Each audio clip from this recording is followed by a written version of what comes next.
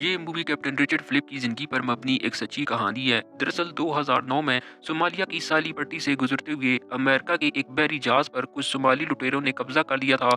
और किस तरह कैप्टन फ्लिप ने इस पूरी सूरत में इनका सामना किया, तो ये जानने के लिए वीडियो के आखिर तक बने रहिए।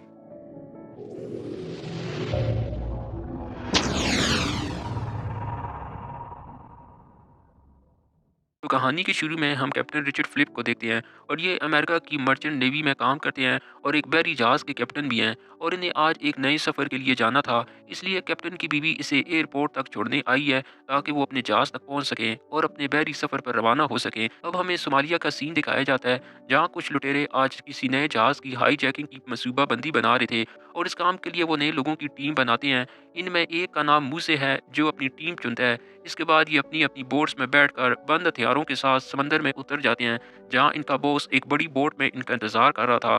इधर कैप्टन फ्लिप भी अपने जहाज तक पहुंच गए थे, जहां वो सफर में निकलने से पहले जहाज की जांच पड़ताल करते हैं ताकि समंदर में किसी किस्म की परेशानी का सामना ना करना पड़े।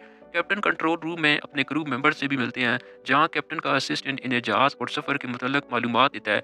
वो बताता है कि हम सलाला पोर्ट से निकलकर सोमालिया समंदर से होते हुए मोबासा जाएंगे। अब कैप्टन को मालूम था कि वो लोग सोमालिया के खतरनाक इलाकों से गुजर रहे हैं, इसलिए वो सबको अलर्ट जारी कर देते हैं। अगले दिन सब क्रू मेंबर नाश्ता करने के बाद दोबारा काम पर लग जाते हैं। इधर लुटेरों की बोट्स को दिखाया जाता है, जिसमें वो रडार की मदद से सभी जहाज़ों की सूरत को देख रहे थे, जो कि सब के सब एक दूसरे के आस-पास थे, यानी इन पर हमला करने में दुश्वारी पेश आ सकती थी।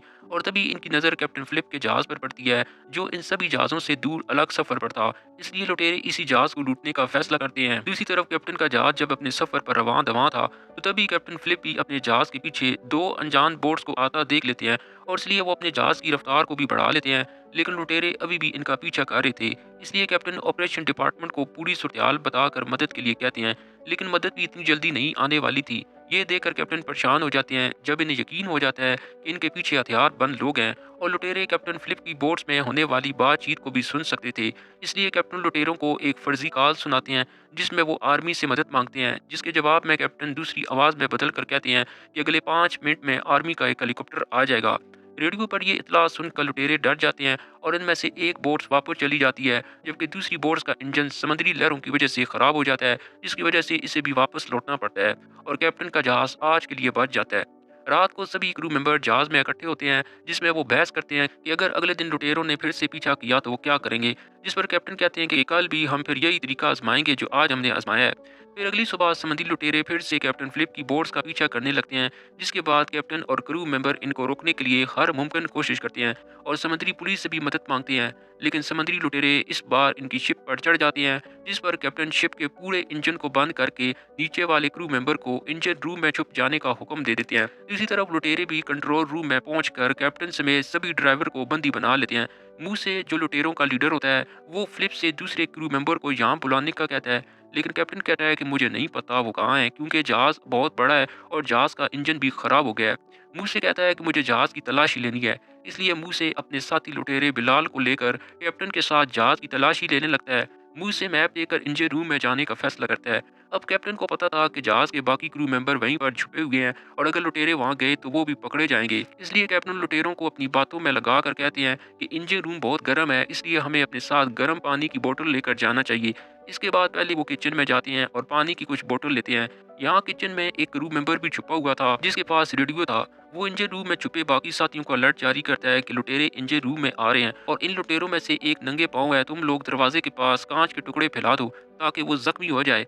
और फिर होता भी ऐसे ही है। जब लुटेरे इंजन रूम में दाखिल होते हैं तो एक लुटेरे का पाँव कांच पर पड़ते ही खून बहने लगता है, जिस पर वो जोर जोर से चिल्लाने लगता है। जिसके बाद मुंह से इसे कैप्टन के पास वापस कंट्रोल रूम में भेज देते हैं और खुद अकेला इंजन रूम की तलाशी लेने लगता है, जिसको देखते हुए बाकी सभी क्रू मेंबर मुंह से पर हमला कर देते हैं और इसकी गन छीन कर इसे बंदी बना लेते हैं। फिर ये कंट्रोल रूम में मौजूद बाकी लुटेरों को बताते हैं कि तुम्हारा लीडर हमारे कब्जे में है, इसलिए तुम कैप्टन फिलिप समेत बाकी क्रू मेंबर को छोड़ दो और अपना लीडर आजाद करवा दो। दूसरी तरफ कैप्टन फिलिप की रेडियो पर मुंह से कहते हैं कि हमें पता है कि तुम लोगों के पास अब बोट नहीं है, इसलिए हम तुम सबको एक लाइव बोट दे सकते हैं और साथ में $30,000 भी। बस इस खेल को खत्म करो। मुंह से इस डील के लिए मान जाता है, जिसके बाद मुंह से $30,000 लेकर अपने साथियों के साथ लाइव बोट से जाने लगता है।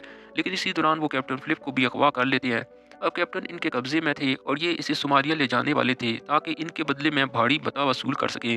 दूसरी तरफ शिप के क्रू मेंबर ने अमेरिकन नेवी को भी इसकी खबर दे दी थी और वो खुद भी लाइव बोट्स का पीछा करने लगते हैं ताकि कैप्टन इनकी नज़रों के सामने ही रहे। इधर लाइव बोट्स में मौजूद लुटेरों को सोमालिया पहुंचने में 3 दिन लगने वाले थे और अगले सुबह ही अमेरिकन नेवी इनकी बोट तक पहुंच जाती है और लुटेरों से बात करने लगते हैं, लेकिन मुंह से कैप्टन के बदले $30 मिलियन की डिमांड करता है।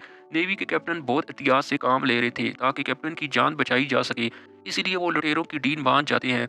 रात को कैप्टन लुटेरों से टॉयलेट जाने का कहते हैं। बिलाल कैप्टन को लेकर जब बाहर जाता है तो कैप्टन इससे धक्का देकर खुद पानी में कूद जाते हैं और वहां से भागने की कोशिश करते हैं, लेकिन लुटेरे भी इन्हें पकड़कर वापस बोट में ले आते हैं। लुटेरे कैप्टन पर बंदूक तान कर नेवी वालों को धमकी देते हैं, जिस पर नेवी मुंह से पैसों की बात करते हैं और इसे अपने साथ चलने को कहते हैं और मुंह से ऐसा ही करता है। वो पैसों की डील के लिए आर्मी के साथ चला जाता है। दूसरी तरफ मूसे के बाकी आदमी कैप्टन को बांध कर मार रहे होते हैं, जिसका मतलब कैप्टन की जान अब खतरे में थी। इसलिए बोट के गिर्द नेवी के जहाजों पर स्नाइपर लुटेरों की बोट को निशाने पर ले चुके थे और जैसे ही तीनों टारगेट एक साथ आते हैं तो नेवी इन पर फायर खोल देती है, जिससे कि लुटेरे एक साथ मौत की नींद सो जाते हैं, जिसके बाद कैप्टन को रेस्क्यू कर लिया जाता है। इस हादसे में कैप्टन बहुत सदमे में थे, लेकिन फिर भी इनकी जान बचा ली गई थी और मूसे जिसे अमेरिकन नेवी ने पकड़ लिया था, इसे अमेरिकी कानून के मुताबिक 33 साल कैद बामुशक्कत सजा हो गई थी और इसी के साथ ये मूवी यहीं पर ख़त्म हो जाती है।